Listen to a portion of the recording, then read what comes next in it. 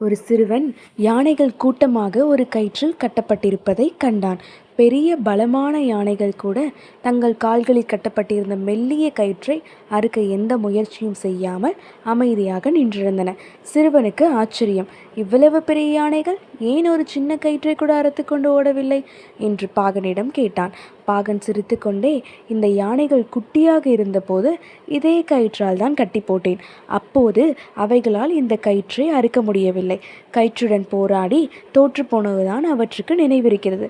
வளர வளர தன்னால் அந்த கயிற்றை அரிக்க முடியாது என்ற எண்ணத்தை அவை தங்கள் மனதில் ஆழமாக பதித்து கொண்டன. அதனால் இப்போது அவற்றால் எளிதில் அறுக்க முடிந்தாலும் அவை முயற்சி செய்வதில்லை என்றார். கதை தரும் பாடம்: நீங்கள் பெரியவராக வளர்ந்த பின்னரும் கடந்த கால தோல்விகளை நினைத்து உங்கள் ஆற்றலை குறைத்து மதிப்பிடாதீர்கள். உங்கள் இலக்கை அடைய பழைய தோல்விகள் ஒருபோதும் தடையாக இருக்க முடியாது. நீங்கள் நினைத்தால் இன்று எதுவாக இருந்தாலும் உங்களால் சாதிக்க முடியும்.